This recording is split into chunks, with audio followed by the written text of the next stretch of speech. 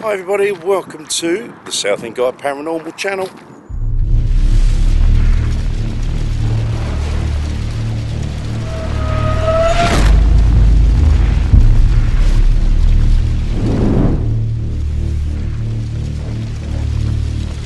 So hi everyone, it's me Adam and I've come back to Workhouse Lane, Rettendon, and it's, whilst I'm down here to do a bit more drone footage, I'm going to look at the memorial garden that I mentioned on Monday. When I was here this time last week, I had a good look around and I did try to record what was here, but I was having a few tech issues and the light was failing. So basically what I've done, I've come back today to finish that bit so you can see just exactly what lies behind the lane. So I'm going to flick round just so you can see where I'm at. So there we go, this is Workhouse Lane, as you all know, and coming up is the Living Memorial. Now Remembrance Sunday is tomorrow. Ironically, you can hear gunshots going off.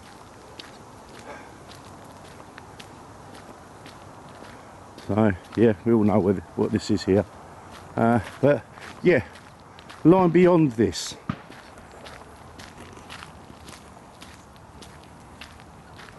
is this place.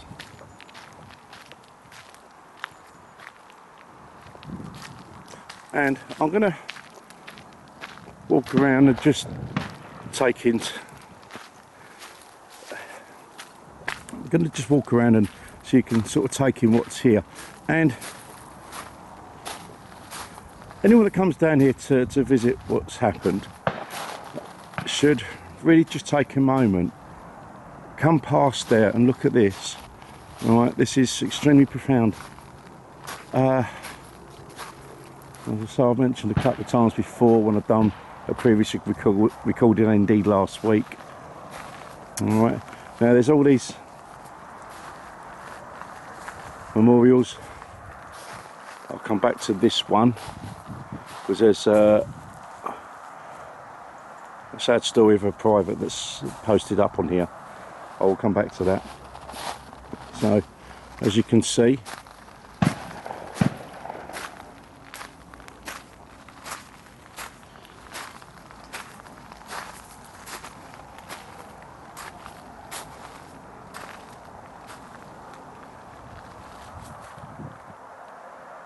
all this, as I said, while the vast majority of the trees, I'll just walk over to this one here, a remembrance of the two world wars that we lost an untold amount of lives in. There are other conflicts that we've been involved with, such as this one, the Suez Canal. There's one down there which is to do with Korea.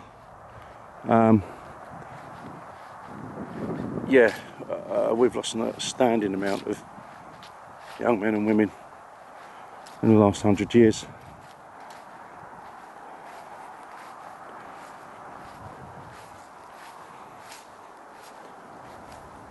That one there, from the First World War, killed on the Somme. Okay, is this open? Let's see. It is fantastic.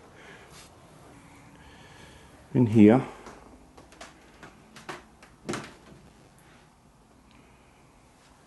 as you can see, it's just stacked with memories and memorabilia. If you look down here,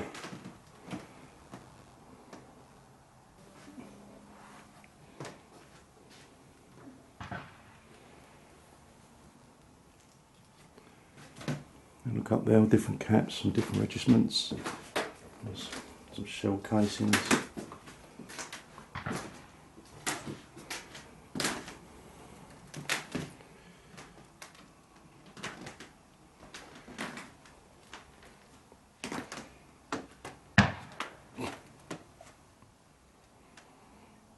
This is, yeah, it's hard to put into words, describe this now. You see there's a biker. Now what is going to happen on Remembrance Sunday is a Ring of Red, which is done around the M25 and the Ring Road around Manchester, whereby bikers will meet up at different points around both the ring roads, the different service stations, and then at set times they will leave, and the idea is to form a Ring of Red around both the ring roads. I'm just going to draw your attention to this. Okay, you can see this is a roll of honour for Afghanistan. Look at them. Should bring home the real tragedies of conflict. Look at them. All the people in here.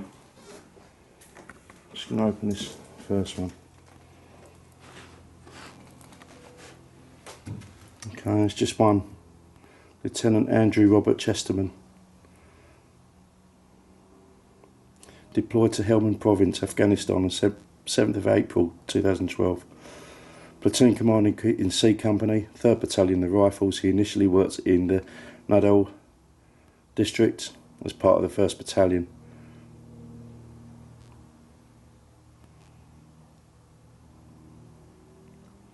As it says at the top there, Lieutenant Chesterman was commanding a vehicle patrol in the Nadal district of Helmand Province when the lead vehicle struck an improvised explosive device. As he moved forward to take control of the situation, the patrol was engaged by insurgent small arms fire and Lieutenant Chesterman was shot. Despite the best efforts of his fellow riflemen at the scene, the medical emergency response team and the staff at the Bastion Hospital, Lieutenant Chesterman could not be saved. And you can see there's just all those that lost their lives. And you've got all them. They should bring home the realities of conflict. There we go, just more for the Suez Canal.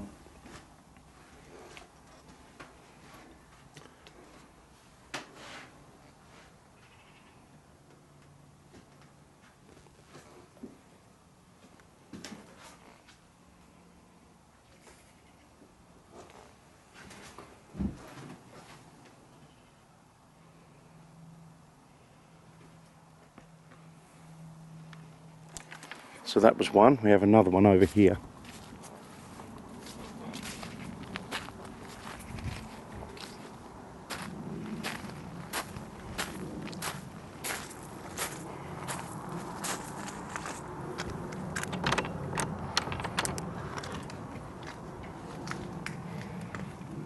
And here we have more.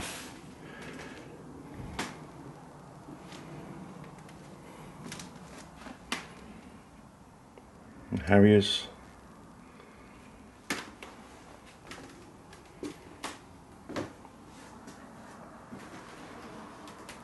There's our Brownie.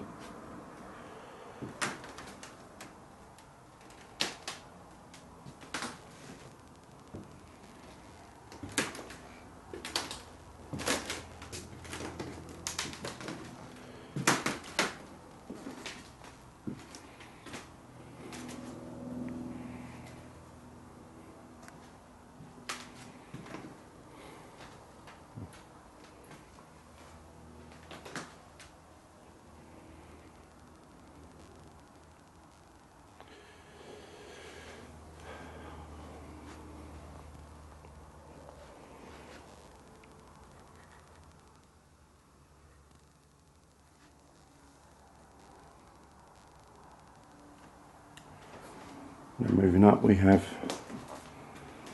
another roll of honour from a den. And we've got the Falklands, the Balkans, the Troubles.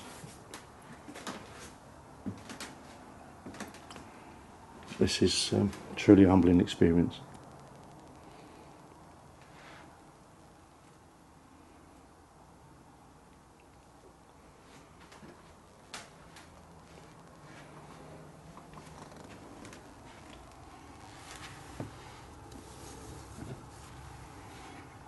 And there's a chap that survived. Passed away day after my birthday in 2017. There we go.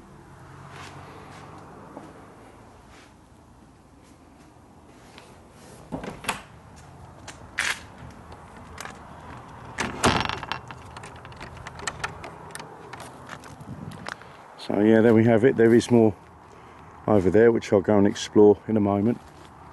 I'm just going to go back to the plaque that was over here. I'm just going to read you out the sad case of one of the privates, which is one I looked at last week.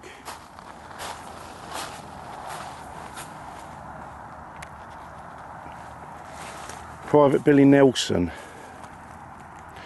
Only days after being wounded in the murderous fighting at the Battle of Loos, Billy Nelson was facing the firing squad. The soldier had failed to go over the top because he was having his first meal for days with permission in another part of the battlefield. After a court-martial lasting only 5 minutes, Private Nelson, who was not represented, was found guilty. The 19-year-old soldier told the hearing, "I have had a lot of trouble at home and my nerves are badly upset. My father is a prisoner in Germany and is losing his eyesight through bad treatment. My mother died while I was still in England, leaving my sister aged 13 and my brother aged 10. I am the only one left. I had no intention of deserting." He was shot as an example to others at the dawn on August the 11th, 1916. That, ladies and gentlemen, is a less than honourable example of some of the things that did go on during the First World War. So I'm going to take a stroll over to the other side and we can have a look at the other places that are here. Let's just have a quick stroll down this part.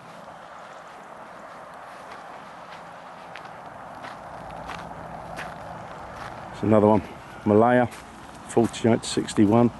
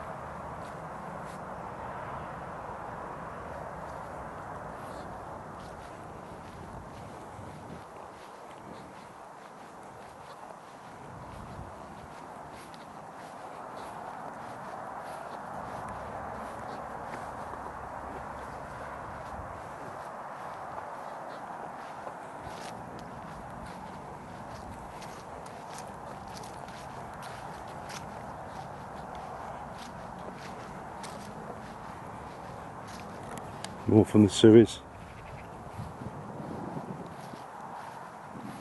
I just I stand corrected with the little path I walked down. I thought that was Korea. It turned out it wasn't. It was another one.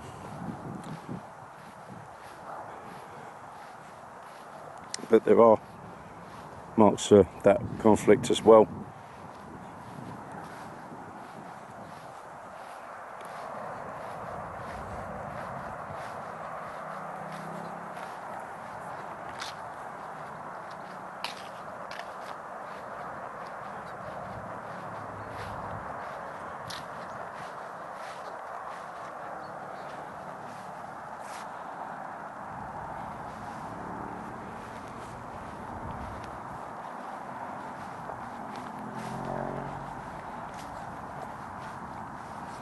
Another one, lost to Afghanistan.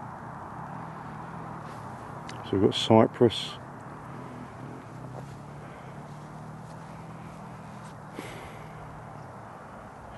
"24. Just turned 24.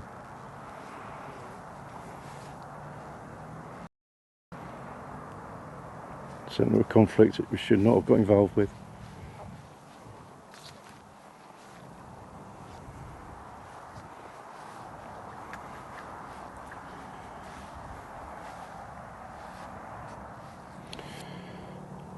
Another one lost in Afghanistan. Why? Why did we get involved?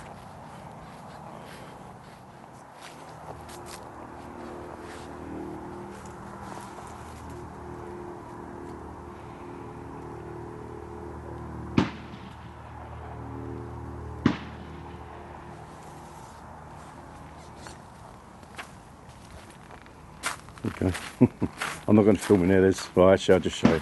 Yeah, obviously there's more stuff that's going on here. I'm going to take a wander over to this one.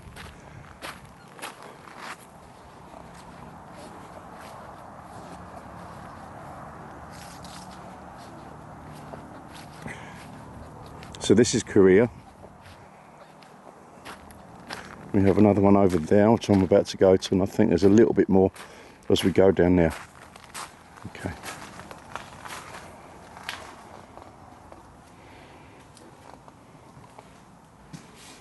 Now I'm not going to wind that up because I know exactly what that is. I suppose most of you do as well.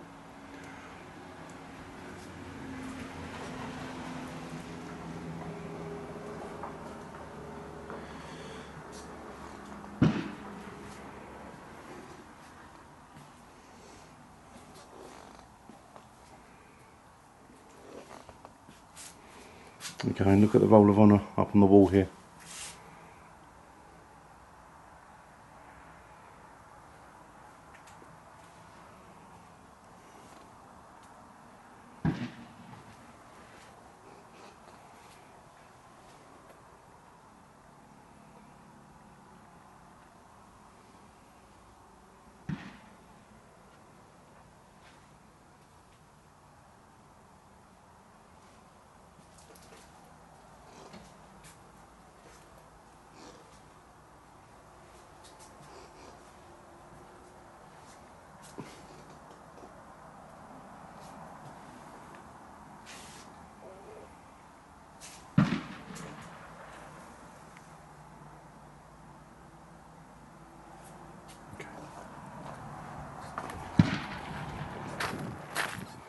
We're going to go over to the next one.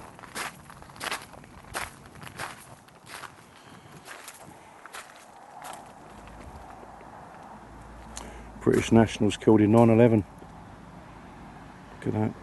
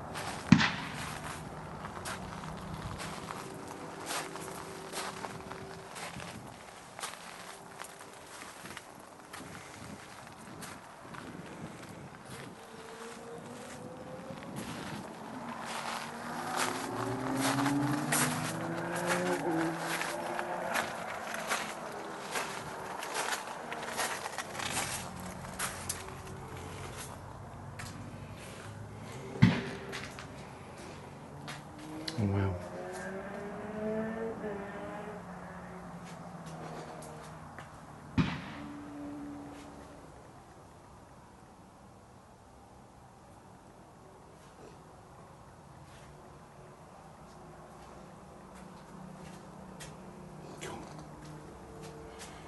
Penultimate survivor of the Great Escape. This just beggars belief. Fearless pilot and Spitfire girl, Mary Ellis. One of only 2 surviving Spitfire girls had died aged 101 at her home on the Isle of Wight. Born Mary Wilkins in 1917, got a pilot's licence in 1939. Mary became an ATA pilot. I'm just going to go on to something just after I read this. After hearing a radio appeal for women pilots to free up the men for combat duty. She flew 76 different type of aircraft, from Spitfires to Lancaster bombers, and she flew 400 Spitfires. Mary was quoted as saying, "Up in the air, on your own, you can do whatever you like, and occasionally I would take one up and go and play with the clouds. I would like to do it all over again." In 1950, she met her future husband on the Isle of Wight, pilot Donald Ellis. Donald passed away in 2009. Air Chief Marshal Sir Stephen Hillier said, "Mary Ellis, pioneering female aviator, air transport auxiliary veteran and inspiration to generations. Paraja ad Astra."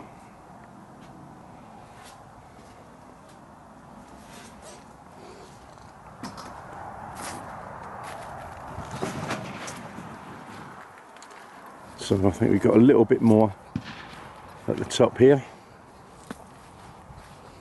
Just have a look at this quick. Okay.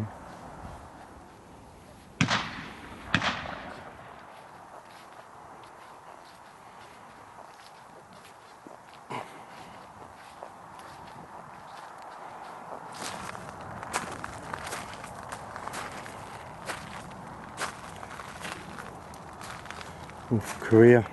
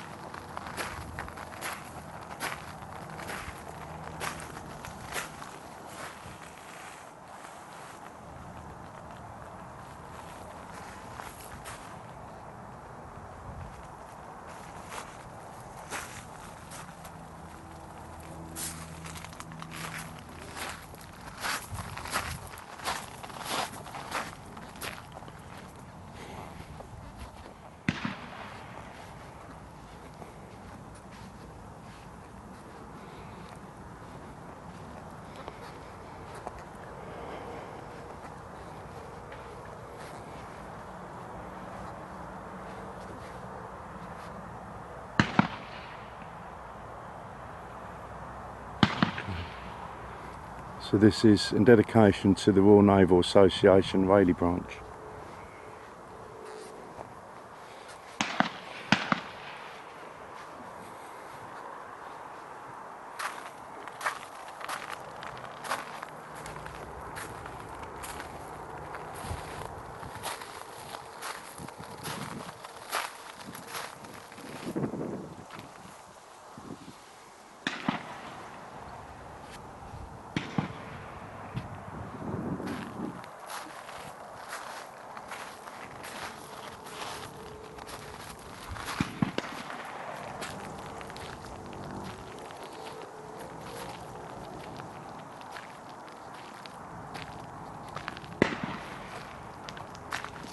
Another one. So pointless.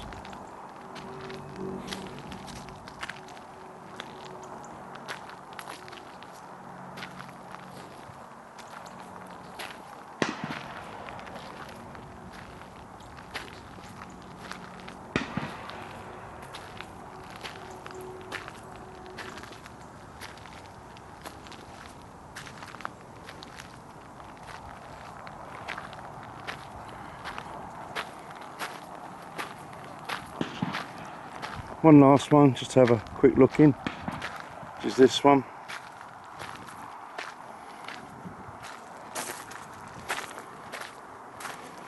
And we have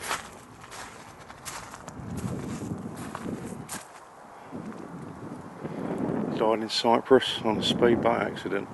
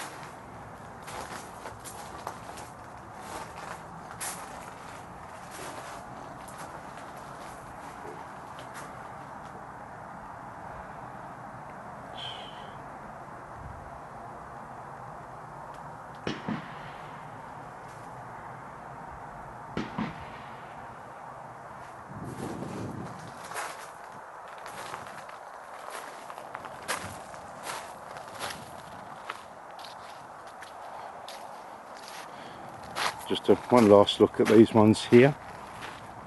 As I said, this field is literally full of these. Northern Ireland again, 21, 22, it's no age.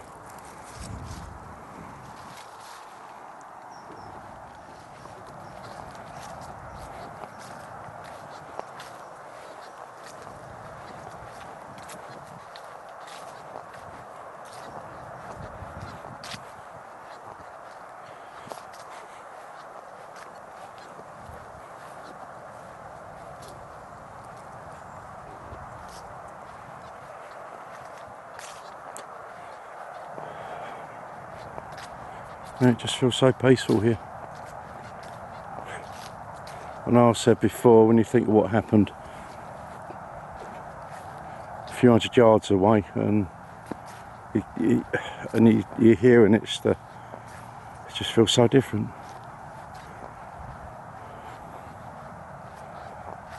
So peaceful, but so sad.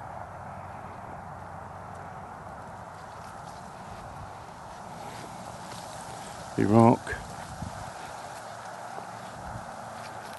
totally and utterly pointless.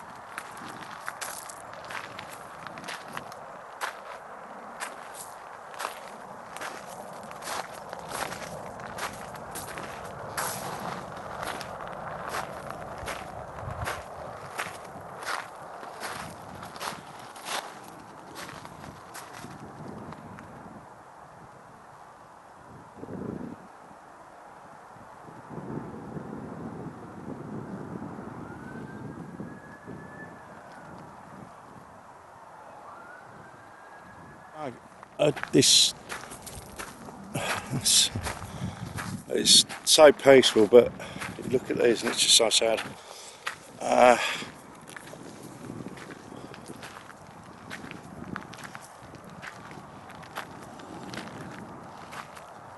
There's Thomas Moore.